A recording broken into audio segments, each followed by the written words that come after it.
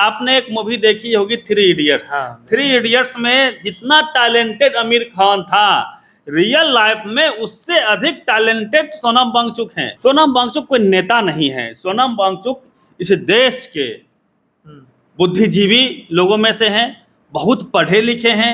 वो शख्स 17 दिन से भूख हड़ताल पे बैठा हुआ है, लेकिन एक भी सरकार का प्रतिनिधि सोनम वांगचुक से मिलने 17 दिनों में नहीं आया। बात वो लगातार कह रही है कि एजुकेशन मिनिस्टर जो धर्मेंद्र प्रधान है इस देश के, उनको उनके पद से हटाया जाए, क्योंकि नीट परीक्षा में जो धांधली हुई, जो लीक हुआ, जिससे कई विद्यार्थी ने सुसाइड भी कर लिया और कई लाख लोग इससे प्रभावित हुए। भैंस के आगे बीन बनाने बजाने से भैंस को कोई फर्क नहीं पड़ता है, उसी तरह इस सरकार के सामने प्रोटेस्ट करने से इस सरकार पे कोई फर्क नहीं पड़ता है। आपकी जान चली जाएगी, नुकसान हम सबका होगा, क्योंकि आप साइंटिस्ट हैं। सोनम वांगचुक कई दिनों से दिल्ली के जंतर मंतर पर भूख हड़ताल पे है और लगातार कई दिनों से उनकी तबीयत भी खराब होते जा रही है। तो इन सारी मुद्दों पे बात करेंगे। हमारे साथ सहयोगी रवि मेहता जी हैं। तो कैसे देखते हैं आप इन सारी? देखिए, सोनम वांगचुक पिछले 17 दिनों से, आज 17 दिन हो गया, 17 दिन से वो भूख हड़ताल पे हैं। सोनम वांगचुक कोई नेता नहीं है। सोनम वांगचुक इस देश के बुद्धिजीवी लोगों में से हैं, बहुत पढ़े लिखे हैं, शिक्षाविद हैं और पर्यावरणविद हैं। आपने एक मूवी देखी होगी थ्री इडियट्स। हाँ। थ्री इडियट्स में जितना टैलेंटेड आमिर खान था, रियल लाइफ में उससे अधिक टैलेंटेड सोनम वांगचुक हैं। और उसी तरह लास्ट में लेह लद्दाख में, ये भी लेह लद्दाख में जाके वहां पे पर्यावरण कैसे बेहतर हो उस पर ये काम करते हैं। ये कोई नेता नहीं है, इनको ये लोभ नहीं है कि हमको सत्ता प्राप्त करना है। ये चाहते हैं कि इस देश की शिक्षा व्यवस्था सुदृढ़ हो, बेहतर हो, बढ़िया हो, पेपर लीक नहीं हो। वो अपने स्वार्थ के लिए वहां नहीं बैठे हुए हैं, वह इस देश के भविष्य को सजाने संवारने के लिए, बच्चों के भविष्य को बदलने के लिए बैठे हुए हैं। और कॉकरोच जनता पार्टी जिस तरह से अस्तित्व में आई और sac the education minister of India की बात वो लगातार कह रही है कि एजुकेशन मिनिस्टर जो धर्मेंद्र प्रधान है इस देश के, उनको उनके पद से हटाया जाए, क्योंकि नीट परीक्षा में जो धांधली हुई, जो लीक हुआ, जिससे कई विद्यार्थी ने सुसाइड भी कर लिया और कई लाख लोग इससे प्रभावित हुए। सोनम वांगचुक उन बच्चों के भविष्य को बेहतर करने के लिए वो जंतर मंतर पे बैठे हुए हैं, लेकिन इस देश के हुक्मरान को, इस देश के प्रधानमंत्री को, इस देश की सरकार को इसकी कोई चिंता नहीं है कि एक व्यक्ति जिसके करोड़ों फॉलोअर्स हैं, सोनम वांगचुक को पसंद करने वाले करोड़ों में लोग हैं, हम सब उनको मानते हैं, वो शख्स 17 दिन से भूख हड़ताल पे बैठा हुआ है, लेकिन एक भी सरकार का प्रतिनिधि सोनम वांगचुक से मिलने 17 दिनों में नहीं आया। आज उनका बीपी 90/60 हो चुकी है, उनका शुगर लेवल लगातार गिर रहा है, हो ना हो उनकी जान चली जाए। लगातार कई खबरें आ रही है कि लगातार बीमार भी हो रहे हैं कई दिनों से। हाँ, बीमार हैं वो। बताइए, यदि सोनम वांगचुक की जान चली जाती है तो किसको नुकसान होगा? बीजेपी को तो इससे कोई नुकसान नहीं है, उसको तो फायदा होगा। नुकसान होगा इस देश के युवाओं का, नुकसान होगा इस देश के शोषितों का, वंचितों का, पीड़ितों का। क्यों? क्योंकि इस घटना के बाद फिर कोई इन बच्चों के लिए, इस देश के हित में, इस देश के नागरिकों के लिए कोई भूख हड़ताल पे नहीं बैठेगा। इसलिए मैं कहता हूं कि पूरे देश के युवाओं को, इस देश में अमन शांति जो पसंद लोग हैं, जो चाहते हैं कि इस देश की शिक्षा व्यवस्था बेहतर हो, इस देश में पेपर लीक नहीं हो, उन तमाम लोगों को सोनम वांगचुक के समर्थन में खड़ा होना चाहिए। अब आप थोड़ा इतिहास को देखिए, क्या बीजेपी पीछे हटेगी? क्या धर्मेंद्र प्रधान को हटाएगी? मुझे तो ऐसा नहीं लगता है। आपने क्या देखा, एक साल लगभग 13 महीना इस देश के अन्नदाता किसान दिल्ली की सड़कों पे बैठे रहे, लेकिन बीजेपी सरकार की चूंट तक नहीं हिली। लगभग 700 लोग मौत के गाल में समा गए, काल के गाल में समा गए, शहीद हो गए किसान 700 इस देश के। उसके बाद मोदी जी की नींद खुलती है और आते हैं, कहते हैं कि ठीक है, मैं कानून वापस लेता हूं। समझिए कि यही कानून यदि जल्दी वापस लिया गया होता, 1 महीने 15 दिन के प्रोटेस्ट में वापस ले लिया गया होता, तो 700 किसानों की जान नहीं जाती, 700 किसान शहीद नहीं होते। इस सरकार की मानसिकता क्या है, ये बिल्कुल समझ से परे है। इससे पहले की सरकार में जहां तक मुझे याद है, हम लोग क्या देखते थे, जरा सा पेट्रोल का डीजल का दाम बढ़ गया, खाद्यान्न पदार्थ का दाम बढ़ गया, आलू प्याज का दाम बढ़ गया, सिलेंडर गैस का दाम बढ़ गया, तो तांडव मचता था पूरे देश में। पेट्रोल पंप पे भीड़ होती थी, मीडिया वाले बढ़ चढ़ के दिखाते थे, दौड़ दौड़ के दिखाते, उछल कूद करते रहते थे कि भाई महंगाई बढ़ आ गई, महंगाई आ गई। यही स्मृति ईरानी सर पे सिलेंडर लेके पूरा तांडव करती थी और लगता था कि सरकार हिल गई। अब सरकार हिलती भी थी, अब सरकार संज्ञान भी लेती थी, नोटिस भी लेती थी और प्राइस को रिड्यूस भी करती थी।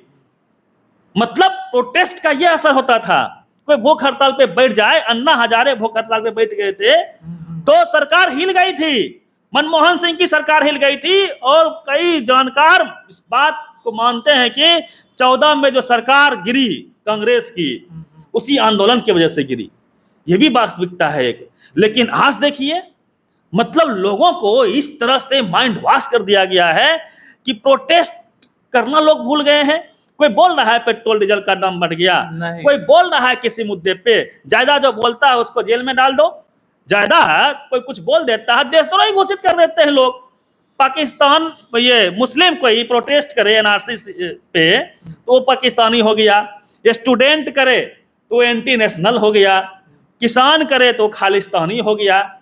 यही तो चल रहा है। ये बेहद ही दुर्भाग्यपूर्ण है। यदि सोनम वांगचुक के साथ कुछ भी होता है तो हम सब जिम्मेवार इसलिए होंगे क्योंकि हमारे लिए फिर कोई खड़ा नहीं होगा। हम सबको सोनम वांगचुक के साथ खड़ा होना चाहिए। और सोनम वांगचुक साहब से एक रिक्वेस्ट ये भी है कि भैंस के आगे बीन बजाने से भैंस को कोई फर्क नहीं पड़ता है, उसी तरह इस सरकार के सामने प्रोटेस्ट करने से सरकार पे कोई फर्क नहीं पड़ता है। आपकी जान चली जाएगी, नुकसान हम सबका होगा क्योंकि आप साइंटिस्ट हैं। सोनम वांगचुक शानदार, सबसे महान साइंटिस्ट में से एक है इस देश में। आपकी जान जाती है तो हम सबको नुकसान होगा। इसलिए मैं तो रिक्वेस्ट करता हूं कि आप धरना से उठ जाइए। सरकार पे कोई फर्क नहीं पड़ने वाला है, सरकार को वोट से फर्क पड़ेगा। आप देश भर में घूमिए, भाषण दीजिए, आपके भाषणों से, आपके ज्ञान से इस देश के लोग लाभान्वित होंगे और इस सरकार को मुंहतोड़ जवाब दिया जा सकता है सड़कों पे आके। यदि आपकी जान चली गई, नुकसान विपक्ष कहाँ है? मैं तो कह रहा हूं विपक्ष कहाँ चली गई? इस देश में जितनी पार्टियां हैं विपक्ष की, उसकी संवेदनशीलता खत्म होती हुई दिख रही है। वो भी आते साथ में सपोर्ट में। राहुल गांधी को बैठना चाहिए था। सोनम वांगचुक कोई छोटा मोटा नाम नहीं है। या उस जंतर मंतर पे जो कॉकरोच जनता पार्टी के लोग बैठे हुए हैं, वो कौन है? वो इस देश का युवा है, पढ़ा लिखा युवा है। वहां देखिए नेहा भारती दहाड़ रही है, कितनी शानदार बोल रही है। वहां देखिए वो जो अभिजीत दीपके जी हैं, कई उनके साथी हैं जो विदेश से पढ़ के आए हैं। हालांकि अभिजीत दीपके जी नए हैं, प्रोटेस्ट करने का उनको अभी आइडिया नहीं है। अभिजीत दीपके जो है एक पुलिस के आगे समझिए सर झुकाना या हाथ जोड़ रहे हैं, पैर पड़ रहे हैं कि ये टेंट लगाने दीजिए। इसको आप कैसे देखते हैं? अभिजीत दीपके जी नए हैं, आंदोलन का उनको अनुभव नहीं है, पहली दफा है और बहुत पढ़े लिखे, एक बहुत ही वेल सौम्य व्यवहार के शानदार युवा हैं। हमने उनको देखा है और वो जिस तरह से हाथ जोड़ रहे हैं, ये देश के लोगों को अच्छा इसलिए नहीं लगा कि आप यदि नेतागिरी के क्षेत्र में उतरते हैं, यदि आप समाज सेवा के क्षेत्र में उतरते हैं, आपको कदम कदम पे पुलिस वालों से सामना करना होगा और आंख में आंख डाल के उनसे बात करनी होगी। उनके सामने आप मिन्नत करेंगे, आरजू करेंगे, हाथ जोड़ेंगे, ये शासन, ये सत्ता, ये प्रशासन आपके भावनाओं का ख्याल नहीं रखेगी, आपकी किरकिरी हो जाएगी। ऐसे पुलिस वाले हो या इस देश का हुक्मरान हो, नेता हो, सीएम हो, पीएम हो, आपको आंख में आंख डाल के बात करनी होगी, तब आप एक नेता बनेंगे। हालांकि ये उनका पहला प्रैक्टिस है, कोई बात नहीं, लेकिन आगे से इसका वो ख्याल रखें। और मैं लगातार बोल रहा हूं, अभी चंद्रशेखर रावण ने एक बयान दिया चंद्रशेखर रावण ने क्या कहा कि जितना भी हायर एजुकेशन है, यदि मैं पावर में आ जाऊं सबको फ्री कर दूंगा। इस देश में 1 रुपया में मेडिकल की पढ़ाई होगी, इस देश में 1 रुपया में इंजीनियरिंग की पढ़ाई होगी, 1 रुपया में बीएड होगा, जितना तमाम कोर्स है, लॉ, वकील, वकालत जो पढ़ते हैं, क्लर्क वगैरह, सब 1 रुपया में होगी। जितना भी कोर्सेज हैं हायर एजुकेशन के, सब 1 रुपया में होगा। क्योंकि इतना अधिक फीस आप IIT निकाल भी लेंगे, पैसा नहीं है आपके पास में, नहीं पढ़ने के लिए, है ना। बीटेक करने के लिए पैसा नहीं है गरीबों के पास में, बीएड करने के लिए पैसा नहीं है गरीबों के पास में। यदि ये तमाम हायर एजुकेशन के कोर्स यदि फ्री हो जाते हैं, समझिए कि इस देश के नागरिकों को, इस देश के विद्यार्थियों को कितना फायदा होगा। इस देश के गरीब भी डॉक्टर, इंजीनियर, वकील बनना शुरू हो जाएंगे और बाबा साहब के रास्ते पर चले जाएंगे। क्योंकि शिक्षा शेरनी का दूध है, जो पिएगा दहाड़ेगा, सवाल करेगा, सत्ता को नकेल कस देगा वो। यदि आप गलत करेंगे तो आपका कॉलर पकड़ के खींच लेगा युवा, जब युवा पढ़ लिख जाएगा तो। इसलिए चंद्रशेखर रावण ने शानदार बात कही है, यदि उनकी सरकार बनती है तो 1 रुपया में मेडिकल करवाएंगे, 1 रुपया में इंजीनियरिंग करवाएंगे, तमाम हायर एजुकेशन के कोर्स फ्री ऑफ कॉस्ट कर देंगे। ये होनी चाहिए। मैं तो लगातार कहता हूं कि इस देश में शिक्षा फ्री और शानदार होनी चाहिए। बिहार में होनी चाहिए कि नहीं? मैं तो बोल रहा हूँ कि बिहार में जितने भी कॉलेज हैं, एक सेकंड, चूंकि पहले हमको भी स्कॉलरशिप मिला था, लेकिन जब हम कॉलेज गए थे पढ़ने तो स्कॉलरशिप हमको बिहार से मिला था, लेकिन अब भी वो स्कॉलरशिप खत्म हो गया। क्रेडिट कार्ड आ गया, पैसा लोन से लीजिए, पढ़िए, उसके बाद जॉब लगेगी, उसको चुकाइए। तो ये कब खत्म होगा? स्कॉलरशिप मिलना चाहिए। ये देखिए, त्रिस्तरीय शिक्षा व्यवस्था है, प्राथमिक है, मिडिल है, तब हायर है ना। तो तीनों स्तर पे सुधार की आवश्यकता है। सबसे पहले तो प्राथमिक स्तर पे तमाम जो सरकारी स्कूल हैं, स्कूल में कैमरे लगे। इस बिहार में स्कूल में शानदार इंग्लिश मीडियम की पढ़ाई हो, तब जाके स्कूल की हालत सुधरेगी। प्राइवेट में जाने की आपको आवश्यकता नहीं पड़ेगी, प्राइवेट में लूट मचा हुआ है। उससे बचने के लिए भी हमको सरकारी स्कूल को मजबूत करना होगा, पहला काम। दूसरा काम, जो हायर एजुकेशन में तमाम जो कॉलेजेस हैं, खास करके कहीं पढ़ाई नहीं होती है, डिग्री का एक तरह से, हाँ, डिग्रियां बेची जा रही है। वहाँ पे डिग्री का धंधा वहाँ पे चलता है, पैसा है, डिग्री दीजिए, बात खत्म। या फिर पढ़ाई लिखाई मत कीजिए, बस परीक्षा देने के लिए जाइए, वो भी नोट मोबाइल वगैरह लेके छाप दीजिए, आप पास कर गए, MA BA पास कर गए, आपको एप्लीकेशन लिखने के लिए नहीं आ रहा है। ये स्थिति बनी हुई है बिहार में। तो शिक्षा में सुधार प्लस हायर एजुकेशन की आप बात करेंगे तो वहाँ पे जो कोर्सेज हैं वो इतने महंगे हैं कि गरीब के बच्चे उस कोर्स को नहीं कर पाते हैं। तो वहाँ पे कोर्स को भी फ्री किया जाए। शिक्षा इस देश की नींव है।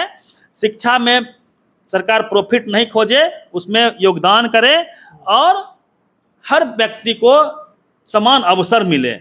यही चाहते हैं सोनम वांगचुक।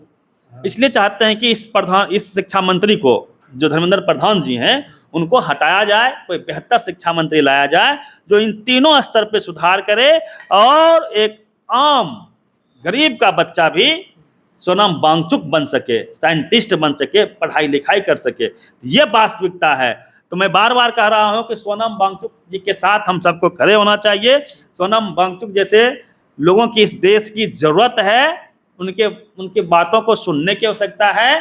वो देश में भ्रमण करें। मैं तो कहता हूं कि हड़ताल उनको तोड़ देना चाहिए, क्योंकि बीजेपी से कोई उम्मीद नहीं है। आज तक एक भी प्रतिनिधि उनसे मिलने के लिए नहीं आया है। तो ये सारी बातचीत जो हम लोग किए, उसमें आपकी क्या राय है, प्रतिक्रिया दीजिएगा। तब तक मिलते हैं अगले वीडियो में। जय भीम, जय भारत।